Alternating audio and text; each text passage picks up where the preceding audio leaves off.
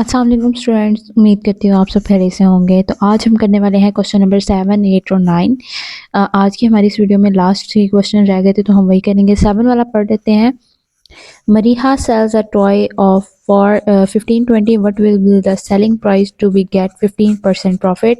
तो मरीहा ने जो टॉय 1520 का उसकी कॉस्ट प्राइस है, यहाँ पे सेल्स नहीं है, ये कॉस्ट प्राइस है, यानी परचेज किया है। ठीक है, सेल्स को कट करके आप परचेज लिखे। यहाँ पे मैंने क्वेश्चन नंबर 7 का जो गिवन है क्वेश्चन में वो राइट डाउन कर लिया। कॉस्ट प्राइस आपको गिवन है 1520, उस पर प्रॉफिट जो है वो 15% उसने जो है वो प्रॉफिट कमाया है।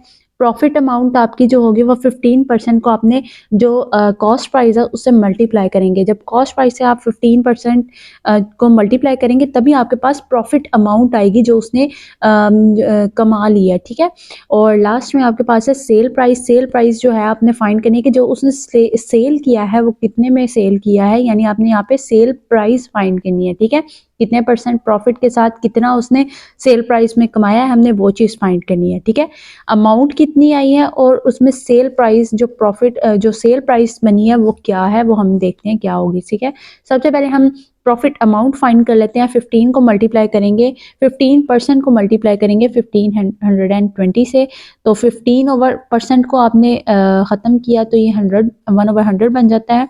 तो आपने यहाँ पे 5 2 टाइम 0 0 से कैंसिल हो जाएगा। 1520 का जो 0 है उससे 0 1 0 कैंसिल हो जाएगा। 5 2 time 10, 5 3 time 2, 5 2 1 time 2, 7 14 and 2 6 time 12। तो 76 को हम 3 से मल्टीप्लाई करें तो 228। यहाँ पे हमारे पास जो प्रॉफिट अमाउंट है वो हमारे पास आई है 228, यानी उसने 1520 तो कॉस्ट प्राइस है, उस पर 228 प्रॉफिट अर्न किया है। ठीक है, लास्ट आपके पास आ जाता है सेल प्राइस। क्या होगी सेल प्राइस का? हमें फार्मूला आना चाहिए कि कॉस्ट प्राइस में अगर हम प्रॉफिट को ऐड करें तो हमारे पास टोटल प्राइस, ठीक है, टोटल प्राइस आ जाएगी, तो वो होगी सेल प्राइस। तो 1520 में अगर हम 228 ऐड करेंगे तो 1748 ये आपका रिक्वायर्ड आंसर होगा। इट्स मीन कि उसने जो 1520 की कोई चीज़ थी, जो भी चीज़ थी, उसको 1740 में परचेज किया है या सेल किया है।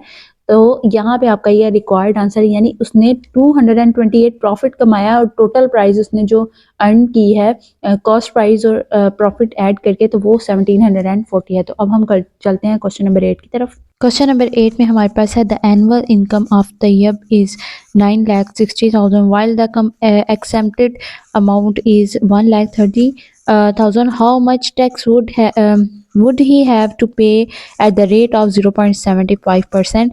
तो यहाँ पे जो हमने पे आउट फाइंड करना है वो ये करना है कि टैक्स उसने जो 0.75% पे दिया है वो इसकी फुल इनकम में से कितना हो सकता है, लेकिन आपको 9,60,000 में से 1,30,000 माइनस करने पे जो आपका इनकम आएगी।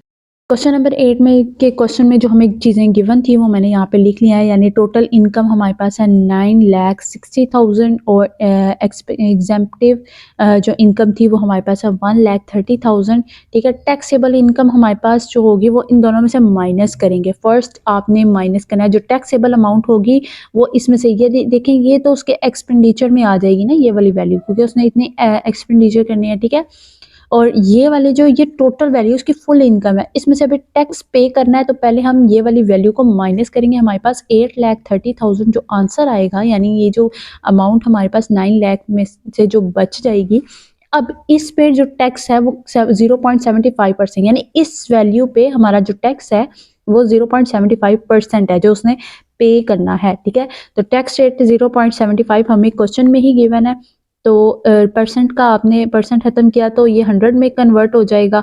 ठीक है, टैक्स अमाउंट यहाँ पे इस तरीके से आपने ज़रूर लिखना है। फिर उसके बाद 100 को जब मल्टीप्लाई किया 8 डिवाइड किया 8,30,000 के साथ, तो यहाँ पे 2 जीरो इससे कैंसिल हो जाते हैं। अभी 0.75 है, तो पॉइंट ख़त्म करने के बाद हमारे पास फिर से 100 आ जाएगा, तो वो आ जाएगा 75/100। ठीक है, ये 8,030 300 हमारे पास बचेगा, 8,300 हमारे पास ये अमाउंट बचेगी, और यहाँ पे 0.75 है, कैंसिल आउट करेंगे। फिर अगेन 2 जीरो इस जीरो से कैंसिल हो जाएंगे, तो 75 को 83 से मल्टीप्लाई करने पे हमारे पास जो टैक्स की अमाउंट बचेगी, यानी 8,30,000 में से जो उसने टैक्स पे करना है वो है 6,225। ये हमारा टैक्स अमाउंट और ये हमारा क्लियर आंसर है। अब हम इस एक्सरसाइज के लास्ट क्वेश्चन की तरफ चलते हैं। तो इस तरह के मोस्टली क्वेश्चन पूछे जाते हैं, तो आपने ये क्वेश्चन ज़रूर करने हैं, ठीक है। अब हम क्वेश्चन नंबर 9 की तरफ बढ़ते हैं।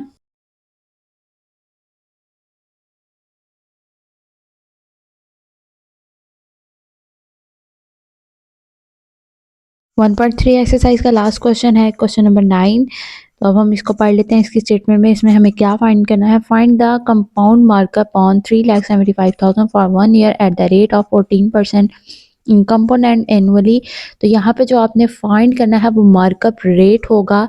आपके पास सैलरी जो है यानी 1 ईयर की जो पे आउट है वो आपको गिवन है और 14% आपने एनुअली कंपाउंड पे फाइंड किया है। तो चलिए इसको भी हम करना स्टार्ट करते हैं।